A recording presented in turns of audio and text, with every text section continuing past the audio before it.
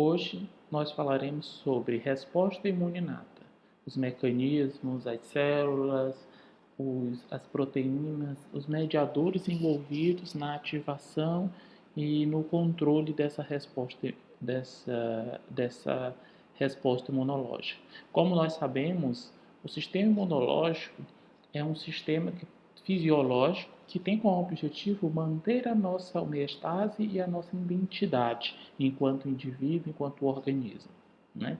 Essa resposta do sistema imunológico, didaticamente, ela pode ser dividida em resposta imune inata e resposta imune adaptativa. A resposta imune inata é uma resposta mais rápida, né, que ela pode ser desenvolvida em até algumas horas, enquanto a resposta adaptativa é uma resposta mais específica, uma resposta muito mais complexa. Então, é importante inicialmente deixar claro que o sistema imune inato, sendo ele a nossa primeira linha de defesa contra infecções, mas não somente contra infecções, contra qualquer agressão ao nosso corpo, ele tem uma resposta relativamente rápida, né? Podemos falar, né, a grosso modo, que cerca de 90% das nossas injúrias, ou seja, por algum agente agressor que entrou em contato com o nosso organismo, seja por causa de alguma partícula, ela é neutralizada e até reparada, né, pela resposta imune inata. A resposta imune adaptativa ela vai entrar em um segundo momento, caso haja necessidade, e se a resposta imune inata não conseguiu resolver aquele problema.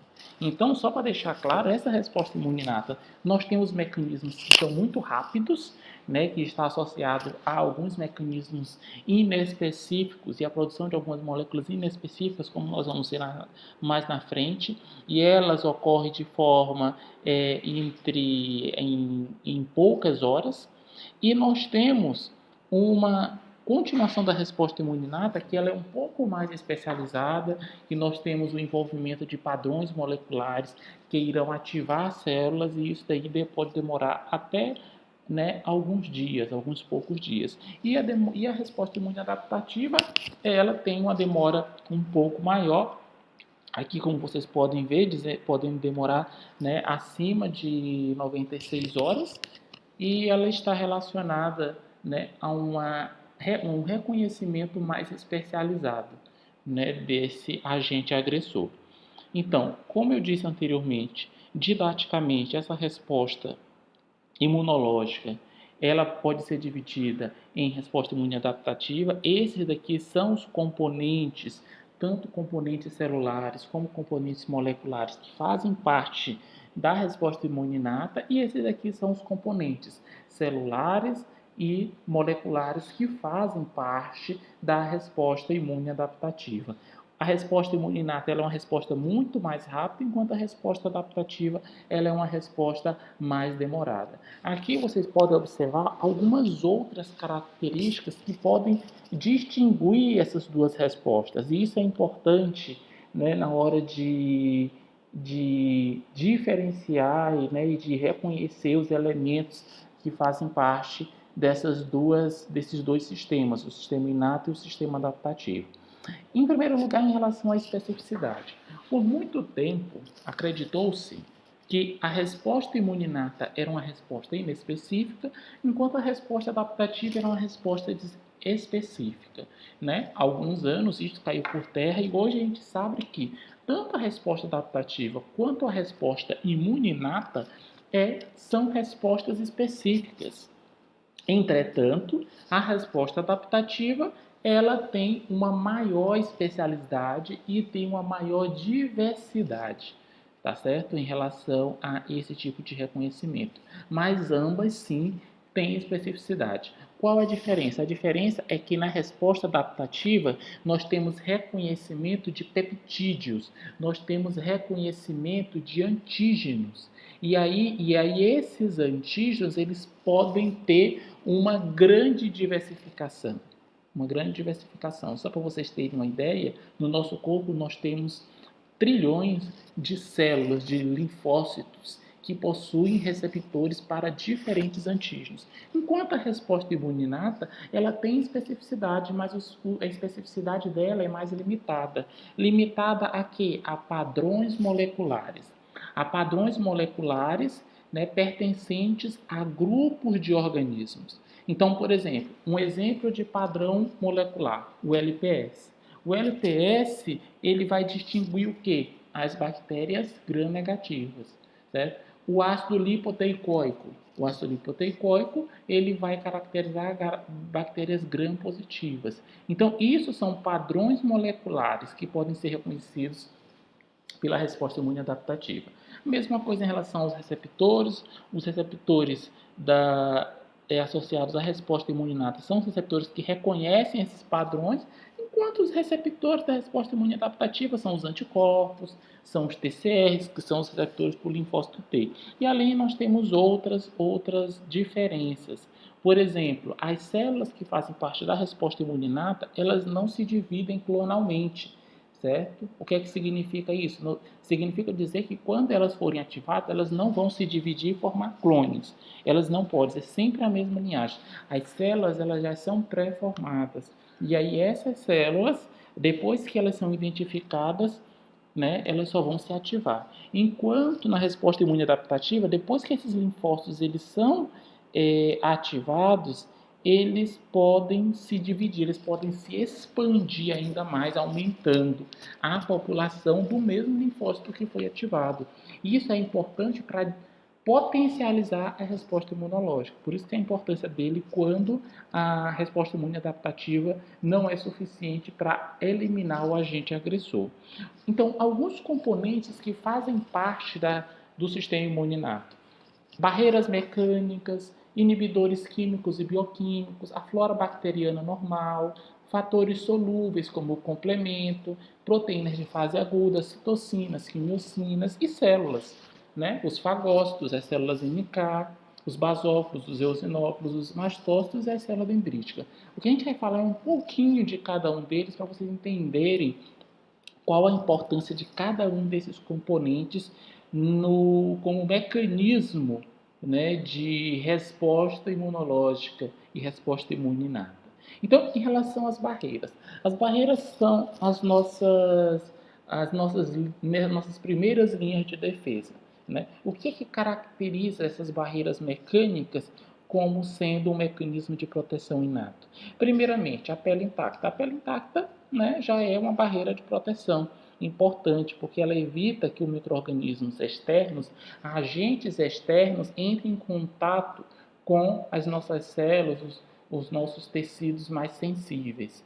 Em outras coisas, a cobertura da mucosa intacta, a produção de muco, né, secreções das mucosas, o ato de piscar, a produção de lágrimas. Então, todas essas situações aqui são barreiras mecânicas que evitam que o nosso organismo entre em contato com algum agente agressor. Aí, se por acaso eles conseguirem passar por esses mecanismos de proteção, nós temos outros, um pouquinho mais especializados, mas que ainda são um tanto inespecíficos. Por exemplo, né, o fato de nós secretarmos, né, sebo ou suor, né? Então, a secreção pelas glândulas sebáceas ou as glândulas sudoríparas, elas contribuem como mecanismo de proteção inato, um mecanismo de resposta inata. Outra coisa, nós temos na nossa saliva a capacidade de produzir alguns peptídeos que a gente chama de estatinas. Essas estatinas, elas são ricas, né, nesse peptídeo aqui, que são as histidinas, que têm uma potente ação antimicrobiana. Outras substâncias, outros peptídeos que têm ação antimicrobiana, presentes na saliva ou nas lágrimas. A lisozina, a fosfolipase A. Nós temos as beta-defensimas, que são produzidas por células epiteliais, né, na pele, na língua, no trato respiratório, geniturinário. Então, nós temos várias proteínas, vários peptídeos, várias moléculas que podem contribuir para a eliminação do agente agressor. A própria acidez e as enzimas digestivas presentes no nosso estômago também contribuem para esse processo. Né? A nossa flora bacteriana normal, né, também pode contribuir dessa forma. Como que ela vai contribuir? De diferentes formas. Ela pode contribuir, por exemplo, promovendo uma competição por nutrientes essenciais. Por isso é a importância de manter sempre a flora bacteriana intacta, né? Quando se usa, por exemplo, antimicrobianos de forma indiscriminada, né? Ou quando a gente tem uma grande perda de, de de líquido, né, devido a alguma infecção, alguma intoxicação, nós temos esse comprometimento da flora bacteriana normal e aí existe uma maior probabilidade da gente sofrer com alguma infecção mais grave, né, entrar em contato com algum microorganismo patogênico e esse microorganismo patogênico ele se instalar, né, no nosso organismo. Então, quais são as formas? Por exemplo, competição por nutrientes essenciais, né? Essa flora bacteriana ela pode competir por nutrientes essenciais que algum agente patogênico tenha necessidade e aí acaba que ele não consegue se proliferar. Por quê? Porque a flora vai estar em maior quantidade. Competição por aderência ao epitélio, né? Essas bactérias da flora, né, por exemplo, da flora intestinal, elas estão associadas ao nosso epitélio intestinal através de receptores. Receptores esses que são importantes para que bactérias patogênicas entrem em contato, né, com o nosso corpo e se fixem lá. Se todos esses receptores estiverem ocupados, não vai ter como essa bactéria patogênica se alojar. Além disso, esses micro-organismos eles podem produzir substâncias que são substâncias antimicrobianas. Um exemplo clássico é os lactobacilos, presente no trato, né, geniturinário feminino, né, presente na vagina. Esses lactobacilos, eles produzem ácido lático. E o ácido lático mantém aquele meio, né, o canal vaginal, mantém ele ácido. E isso faz com que bactérias patogênicas, como por exemplo Gardnerella, ou fungos como a Cândida, não proliferem. Por quê? Porque esses fungos, eles preferem um ambiente mais básico, tá certo? Então é muito importante isso para essa função, né, da flora bacteriana normal para diversas funções, certo? Aqui, além desses produtos, e aqui a gente vai se especializando um pouquinho mais, nós temos outras moléculas solúveis que são importantes, né? Que são, por exemplo, as pentaxinas, as colectinas, as cicolinas. Todas essas proteínas aqui, elas vão agir aumentando a resposta inflamatória e principalmente agindo como receptor, né, de micro-organismo, facilitando a ativação do sistema complemento ou facilitando a fagocitose desses micro-organismos. Dentre essas moléculas, o sistema mais importante seria o sistema complemento. O sistema complemento, né, ele, apesar de todas essas moléculas, vocês não precisam decorar todas as moléculas, né, envolvidas nessa cascata, mas é importante compreender que o sistema complemento ele é iniciado por três vias distintas, né? A via clássica, que é uma via mediada por anticorpo, sendo ela mediada por um anticorpo, eu preciso antes ter ativação da resposta imune adaptativa. Nós temos a via das lectinas, e nós temos uma via alternativa, que é uma via de autoativação. O sistema complemento, ele se autoativa. Todas essas vias, elas começam de forma diferente, mas elas vão culminar com a ativação de uma mesma protease, que é a C3. A ativação da C3 vai permitir a sua clivagem em C3b, que vai ficar ligada ao agente agressor, ao microorganismo, e vai liberar a C3a. Aí nós vamos ter em sequência o C3b ativando o C4, que ativa C2, que ativa C5, C6, C7, C8, C9, finalizando o processo de ativação da cascata do complemento. Certo? O que eu quero que vocês entendam aqui é que essa ativação ela gera três produtos principais. Que produtos são esses? O primeiro produto são essas duas moléculas aqui, que é o C3A e o C5A. O C3A e o C5A, que são liberados aqui, ó, depois da ativação do C3 e do C5, o C3B fica na membrana e o C3A é liberado, né, para a corrente sanguínea, da mesma forma que o C5B fica na membrana e o C5A é liberado, eles têm função de quê? De ser potencializadores da inflamação, como contribuindo no recrutamento de mais fagócitos e aumentando a permeabilidade vascular. Outro produto importante do sistema complemento é o C3b. O C3b que fica na membrana do micro-organismo, ele vai agir como receptor para fagócitos, ou seja, ele contribui opsonizando o micro-organismo, o patógeno. E isso facilita a sua fagocitose. E por último, nós temos a formação do MAC. O MAC é formado por esses complexos aqui, né? O complexo de placa membrana, e aí ele tem como objetivo causar lise em alguns patógenos. Né? Ele causa lise nesses patógenos, fazendo com que o meio intracelular se extravase, levando esse micro-organismo à morte. Okay? Então é importante entender esses três produtos associados ao sistema complemento. Né? Além desses mediadores mais moleculares, nós temos células envolvidas na resposta imunológica. Né? Das células envolvidas na resposta imunológica, nós podemos reconhecer os neutrófilos, os eosinófilos, os basófilos, os monócitos, que eles entram no tecido e se transformam em macrófagos, os mastócitos, as células dendríticas. Há alguns autores que consideram como as plaquetas como fazendo parte também do sistema imune inato. Além disso, as células NK também. Então, todas essas células aqui, elas fazem parte. Por que elas fazem parte? Porque elas não têm aquela capacidade de reconhecer antígenos, de ter uma grande diversidade de receptores. Né? Elas são umas células efetoras e elas não têm aquela capacidade clonal. Né? Aqui eu vou falar algumas características, tanto funcionais como estruturais, de algumas dessas células.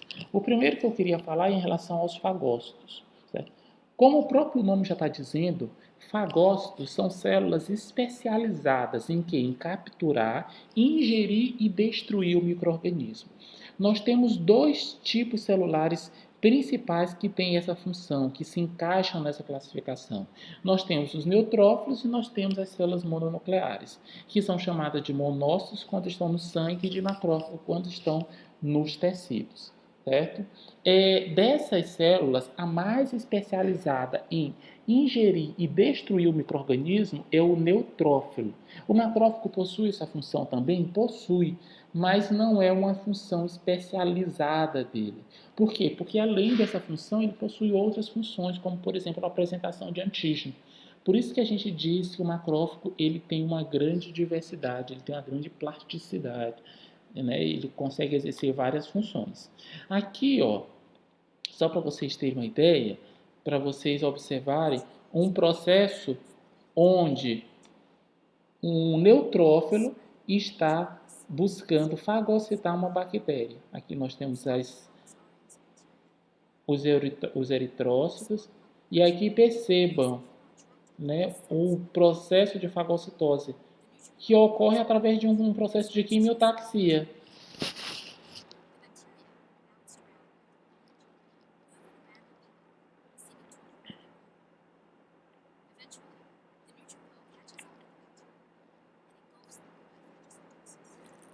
Isso tudo acontece, gente, por um processo de quimiotaxia, certo? Então, o neutrófilo ele sente, né, moléculas presentes nessas bactérias, nesses micro-organismos, fazendo com que eles se liguem posteriormente a receptores da membrana, levando posteriormente à fagocitose, tá certo?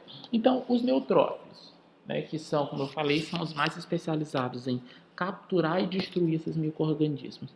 Né? Vocês já devem ter visto, né, em outras aulas falar dos neutrófilos, mas basicamente essa é característica morfológica dos neutrófilos, né? Eles são células multinucleadas, eles podem ter de 3 até 5 lóbulos, aqui a gente está vendo um neutrófilo de 3 lóbulos. Esses leucócitos, eles são os leucócitos mais abundantes na nossa corrente sanguínea, e eles são recrutados ativamente quando tem uma infecção. Quem que vai promover esse recrutamento? O macrófago, através da produção de algumas quimiocinas que nós vamos ver mais na frente, ok? Dentro do citoplasma, no citoplasma dessas células, nós vamos encontrar alguns grânulos. Nós temos dois tipos principais, alguns grânulos específicos que vão conter lisosomas, colagenases, elastases, e nós temos alguns outros grânulos que nós vamos ter os lisossomos, né, que vão ter, né, enzimas lisossomais que vão também contribuir para o processo de clivagem do micro-organismo e destruição desse micro-organismo. Já os monócitos e os macrófagos, né, eles são células mononucleares. Os monócitos, os núcleos do monócito tem esse aspecto aqui, ó, que parece um feijão, enquanto o macrófago ele tem um núcleo mais arredondado, ele pode ser modificado de acordo com a apresentação, né, desse macrófago, mas o que vai caracterizar e diferenciar os dois é o aumento da relação citoplasma-núcleo. O macrófago ele tem mais citoplasma do que o monócito, e aí o núcleo dele fica menor em relação ao conteúdo do citoplasma, certo? Então, os monócitos eles estão presentes no sangue, eles vão se originar da medula e tem essas características de feijão que eu falei, enquanto os macrófagos eles vão para o tecido. E aí lá no tecido, de acordo com o tecido onde eles estão, eles vão receber nome diferente. Se ele está no sistema nervoso, ele recebe o nome de micróglia. Se ele está no fígado, ele recebe o nome de célula de Kupffer. Se ele está no pulmão, ele recebe o nome de macrófago alveolar. Se ele está no osso, ele recebe o nome de osteoclasto e assim vai. Certo? Então ele vai recebendo o nome. Ah, professor, vai ter diferença funcional, vai ter diferença estrutural, certo? Talvez ao microscópio não, mas molecularmente existem sim algumas moléculas que vão diferenciar cada um desses tipos de macrófago. Mas, de forma geral, eles vão estar ali para executar a mesma função, tendo uma ou outra função mais especializada, ok? Essa ativação, né, do macrófago, ela tem como finalidade, né, a produção de citocinas, quimiocinas e mediadores da resposta inflamatória.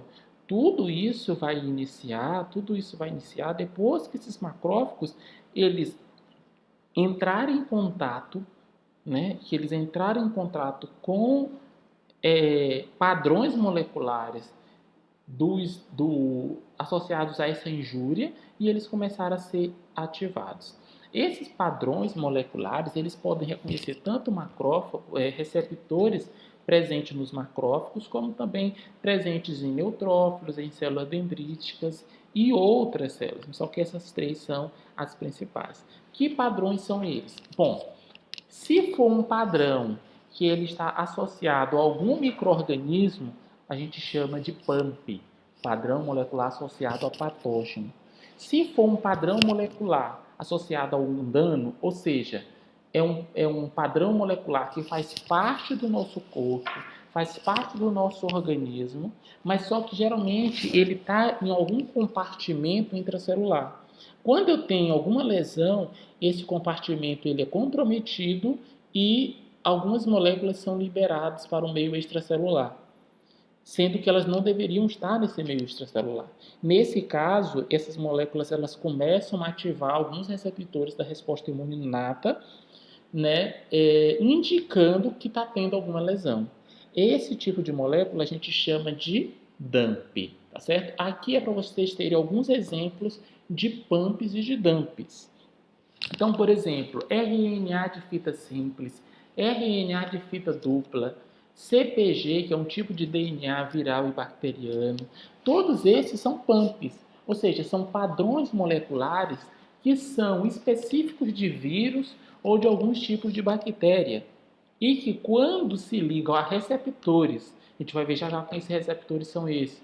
Quando eles se ligam a receptores presentes nas células da resposta imune inata, ele ativa vias bioquímicas que culminam com a produção, a expressão de mediadores inflamatórios. Aí, além disso, nós temos flagelina, presentes em bactérias móveis, nós temos componentes da membrana da parede celular, como o LPS, presente em bactérias gram-negativas, o ácido lipoteicóico, presente em bactérias gram-positivas. Então, tudo isso está presente em micro-organismos, por isso que eu chamo de PAMP. E os DAMPs? Os DAMPs, como eu falei, são moléculas que fazem parte do nosso sistema fisiológico, mas que em quantidades exacerbadas ou fora dos compartimentos padrões, eles ativam receptores, causando uma ativação da resposta imunológica. Exemplo, proteínas do choque térmico, cristais de ácido úrico. Ácido úrico faz parte do nosso sistema normal. Só que quando eu tenho um problema na via metabólica do ácido úrico, das purinas, eu tenho um aumento na produção do ácido úrico. Esse ácido úrico se cristaliza, se deposita, por exemplo, em articulações, levando à ativação da resposta imunológica. Tem outras, HMGB1, que está presente, uma proteína nuclear presente no citoplasma do núcleo, que ela só vai sair do núcleo se o núcleo for rompido. E isso gera uma ativação e indica que eu estou tendo uma lesão tecidual. Então, tudo isso eu chamo de padrão molecular. O padrão molecular ele tem como função ativar receptores da resposta imunológica. Que receptores são esses? Nós temos os receptores para padrões moleculares. Né? São receptores que reconhecem ou os PAMPs ou os DAMPs. Certo? Olha, aqui tem alguns exemplos de receptores. Os mais conhecidos são os receptores do tipo TOL, mas nós temos também receptores do tipo NOD, receptores do tipo ring, e tem esse daqui, receptores de lectina, receptores Scavenger e outros tipos de receptores. Cada um desses receptores, eles têm subclasses e eles vão reconhecer PAMPs e DAMPs diferentes. Aqui vocês podem ver uma lista de PAMPs e DAMPs que podem ser reconhecidos por esses receptores, certo? Mas não é todo PAMP que vai ser reconhecido por todos esses receptores. Por exemplo, né, o que é que vai levar à ativação desses receptores? Só para vocês terem uma ideia. Como eu falei para vocês, a ativação de cada um desses receptores ativa uma via bioquímica inflamatória diferente. E essa via culmina com a produção e expressão de moléculas diferentes. Então, se eu ativar alguns receptores dos TLRs, ele vai ativar uma via que culmina com a ativação do NF-κB e vai produzir algumas citocinas pró-inflamatórias, como IL-1, TNF, interferon gama, IL-6, IL-8. Certo? Se eu ativar os receptores do tipo ring, eu tenho uma ativação da via do interferon do tipo 1. Se eu ativar alguns receptores do tipo NOD, eu tenho produção de algumas quimiocinas, eu tenho produção, a clivagem da IL-1-beta. Então, cada um desses receptores leva a via bioquímicas diferentes. E cada tipo de receptor tem subtipos de receptores. Então, por exemplo, só os receptores do tipo TOL, nós temos até então em seres humanos, né, é conhecido, né, que nós temos no nosso corpo 9 tipos de receptores TOR diferentes. Cada um desses tipos de receptores, eles reconhecem PAMPs ou DAMPs diferentes. Só para vocês terem como exemplo, por exemplo, a flagelina é reconhecida pelo TOL5, o LPS é reconhecido pelo TOL4, RNA de fita simples é reconhecido pelo TOL7, e assim vai. Isso é muito importante. Isso tem uma importância fundamental, por exemplo, na hora de intervenções terapêuticas, no desenvolvimento de novas intervenções terapêuticas. Por quê? Porque é cada vez mais necessário a produção, né, de fármacos mais específicos. Então, se eu estou tendo uma resposta inflamatória exacerbada, eu posso criar uma substância que iniba de forma específica o TLR7, né, o receptor do tipo TOL7. Ou, por exemplo, eu estou querendo que o sistema se ative. Eu sei, por exemplo, que o TOL4 ele é importante no reconhecimento de bactérias gram-negativas. Se eu estou tendo alguma situação onde o meu sistema não está respondendo a bactérias gram-negativas, eu posso ter alguma substância que estimule o TOL4, fazendo com que ele promova uma resposta mais eficiente. Então, eu posso ter vários tipos de intervenções nesse sentido. Né? Aqui nós temos de forma mais específica os NLR, né, receptores do tipo NOD, né? Esses receptores do tipo NOD, eles compõem um complexo proteico muito importante que a gente chama de inflamossoma. Esses inflamossomas, né, aqui nós temos alguns exemplos de inflamossoma, ó, o NLRC3, o NLRC4, o IAM2, que eles têm como função clivar a IL-1 beta, permitindo a IL-1 beta ou a IL-18, permitindo a sua liberação. Depois que a IL-1 beta ela é produzida, ela não é imediatamente liberada para o meio externo. Ela é tão potente que o sistema deixa ela preso no citoplasma, em vesículas. Para ela ser liberada, eu preciso de uma segunda ativação, que é o inflamossoma. E aí só assim ela vai ser liberada. É importante que vocês deem uma olhada com mais detalhes como que esse inflamossoma ele é ativado, ok? E isso, qual é o objetivo de tudo isso? Qual o objetivo de ativar esses receptores? Qual o objetivo desses pumps e desses dumps ativarem esses receptores? Fazer com que os fagócitos se ativem, os neutrófilos, os macrófagos se ativem. Os macrófagos, quando eles são ativados, uma das principais produtos dele são citocinas pró-inflamatórias, como por exemplo IL-1 beta, TNF, IL-6, CXCL8 ou IL-8 e IL-12. Essas citocinas elas vão estar aumentando a permeabilidade vascular, né? Aumentando o recrutamento celular, aumentando a produção de células na medula, fazendo com que eu tenha um recrutamento de outras células, como por exemplo os neutrófilos, entre outras coisas. Então, de todas essas citocinas que vocês podem estar vendo, essa daqui seria uma das principais que merecem uma atenção mais cuidadosa, né? E aí depois vocês podem ver cada uma dessas funções aí, dessas células. Além disso, o que é que o fagócito faz quando ele é ativado? Produção de radicais intermediários, de oxigênio e de nitrogênio, que são nada mais nada menos do que radicais livres. Esses radicais livres, quando são produzidos, eles entram em contato com o micro-organismo, causando uma lesão inespecífica. Qual o problema aí? O problema é que quando eu tenho uma ativação muito exacerbada, eu tenho um extravasamento desses radicais livres para o meio extracelular, fazendo com que outras células, outros tecidos normais também sofram com essa lesão, né? com a ação desses intermediários. Por quê? Porque os intermediários não são específicos. Então, nós temos muitas lesões onde a lesão não é causada por o parasita em si, mas é causada pela resposta imunológica desencadeada pela presença do micro-organismo. Por exemplo, as úlceras leishmanióticas. As úlceras leishmanióticas, que são aquela lesão arredondada que a gente vê no local da picada, não é causada pela leishmania, é causada pela presença da leishmania. Porque na tentativa de se ativar, na tentativa de destruir aquela leishmania, o macrófago começa a produzir um monte de radical livre. Esse radical livre não dá conta de matar a leishmania, certo? Porque a leishmania está dentro dele. Mas esses radicais livres começam a causar dano no tecido, lesão no tecido. E assim acontece em várias outras infecções. Outro tipo de célula importante são as células natural killer. As células natural killer são linfócitos. elas têm estrutura semelhante a linfócitos e elas vão ter função citotóxica.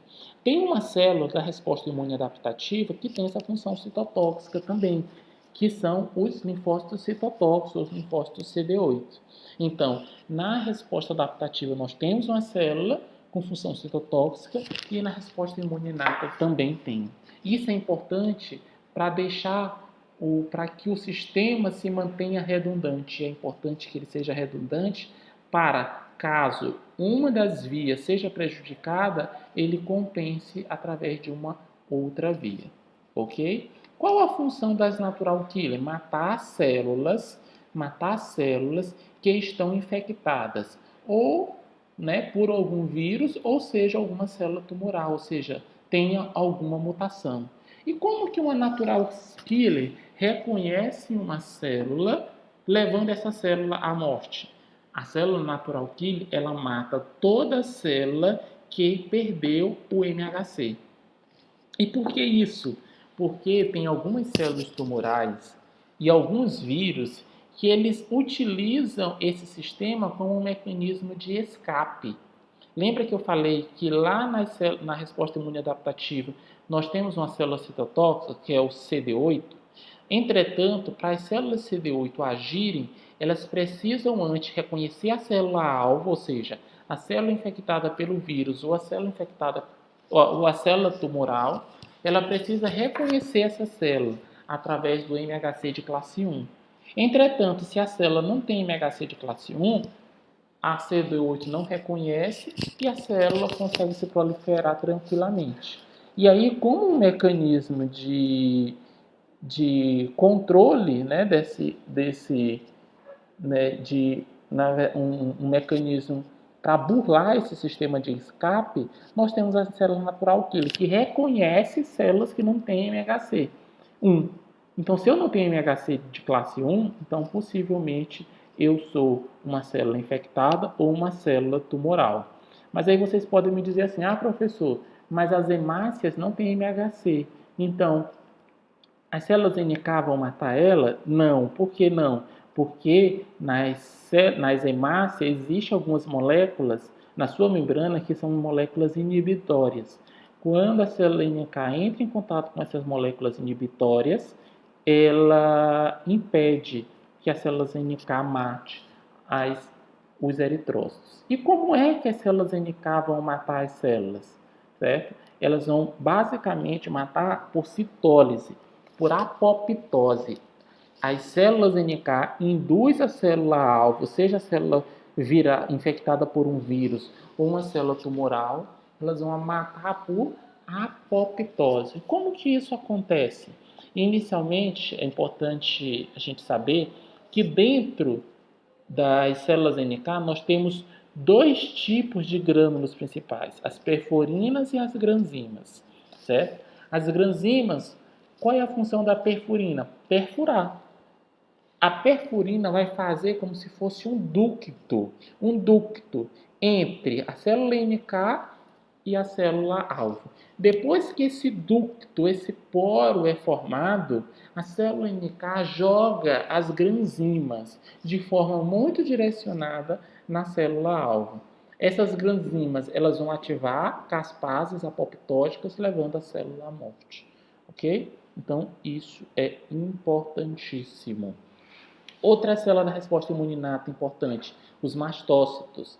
Certo? Os mastócitos são células residentes, presentes na pele, nas mucosas e em tecidos conectivos. Então, quando nós entramos em contato com algum alérgeno, né, rapidamente nós temos uma ativação dos mastócitos. Essa ativação dos mastócitos pode gerar algumas alergias, né, rápidas, ou pode levar até mesmo a asma ou anafilaxia. Então, os mastócitos ele tem um papel importantíssimo, certo? Ele tem um papel importantíssimo em infecções parasitárias, em algumas infecções bacterianas e virais também, mas principalmente infecções parasitárias e em respostas alérgicas. Então, essas células, né, são das poucas células que possuem grânulos e possuem mediadores já formados em seu citoplasma. E aí, quando eu tenho algum estímulo, alguma lesão, né, alguma injúria, rapidamente essas células elas sofrem um processo de desgranulação, liberando rapidamente algumas citocinas, mediadores lipídicos, fazendo com que eu tenha uma rápida resposta inflamatória. Por isso que logo depois que eu tenho um corte ou uma picada de um mosquito, minutos após eu já tenho uma vermelhidão, eu já tenho um edema, né? Eu já tenho alguma resposta inflamatória. Posteriormente vem o macrófago que eleva ainda mais essa resposta. Além disso, nós temos os basófilos, que têm uma resposta muito semelhante aos mastócitos, né? Assim como os mastócitos, eles têm receptores para IgE em sua membrana, então eles respondem a alérgenos. Então eles vão responder a alérgenos e eles são muito importantes, principalmente em infecções bacterianas e em respostas alérgicas também.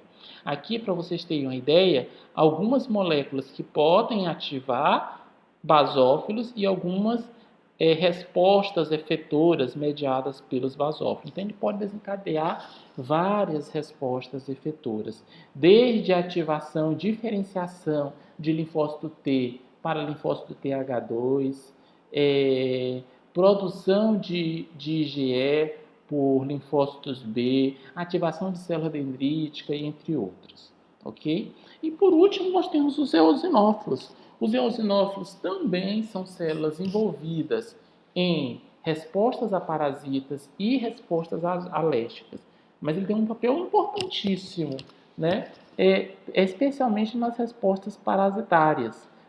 Esse eosinófilo, depois que ele é ativado, ele pode estar induzindo várias respostas, desde o recrutamento e ativação de neutrófilo, maturação de célula dendrítica, ativação de mais mastócitos, né? E destruição de algum agente agressor, né, parasitário.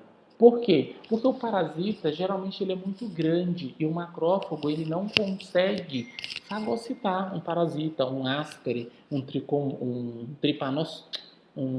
tricúris ou um ancilóstomo. Ele não consegue fagocitar. E aí o que é que faz? O eosinófilo se liga às funções, a IgE presente nesses micro-organismos e aí rapidamente esse eosinófilo é desgranulado, liberando grânulos que vão lisar, né, aquele parasita. Depois que ele é lisado, depois que ele é fragmentado, vêm os neutrófilos, vêm os macrófagos e fazem a limpeza daquele local. E aí, por fim, nós temos as células dendríticas. As células dendríticas, elas são células especializadas em apresentar antígeno. Macrófago apresenta antígeno? Apresenta antígeno. Mas as células especializadas em apresentar antígenos, elas são as células dendríticas. E por isso que eu deixo ela por último, porque é ela que vai fazer a conexão com a resposta imune adaptativa, tá certo? Então, as células dendríticas, elas têm função de capturar, processar e apresentar o antígeno, tá certo? Isso aqui também, por exemplo, os macrófagos e as células e os linfócitos B também têm. Para que isso ocorra, ela passa por um processo de amadurecimento. Quando eu não tenho um agente agressor, um patógeno, quando eu não tenho nenhum sinal inflamatório, essa célula dendrítica ela está inativada, certo? Ela vai estar inativada. À medida que ela entra em contato com PAMPs ou com DAMPs, ela começa a expressar receptores como CCR7 e outros receptores que favorecem a sua ativação, né? Favorece a sua ligação a vasos linfáticos, aos linfonodos. Por quê? Porque ela tem que sair do microambiente inflamatório e ir para os órgãos linfóides, levar o antígeno para apresentar esse antígeno para os linfócitos, certo? E aí, depois, à medida que essa célula ela vai se ativando, ela vai diminuindo a sua atividade, sua capacidade fagocítica, porque ela não precisa mais fagocitar, ela já fagocitou, agora ela tem que se preocupar em apresentar esse antígeno. Ela aumenta a sua expressão de MHC de classe 2, por quê? Porque eu tenho que ter muito MHC de classe 2. A gente vai ver na próxima aula que o MHC de classe 2 ele é importante para você apresentar esse antígeno ao linfócito T, CD4, certo? E aí depois ele vai aumentando moléculas coestimulatórias. Não esqueçam dessas moléculas coestimulatórias. A gente vai voltar a elas quando estiver falando de mecanismos efetores e começa a liberar citocinas. Que tipo de citocinas? Depende do pump ou do dump que ativou essa célula dendrítica. Essas citocinas elas vão ser importantes para diferenciar o linfócito T, se ele vai ser um CD1, um TH1, TH2, Treg, né, e etc. Então, depois que isso daí acontece, né, isso tudo, depois que essa célula dendrítica se ativa, ela vai pelos vasos linfáticos, chega aos órgãos linfóides secundários e apresenta esses antígenos aos linfócitos T de forma aleatória.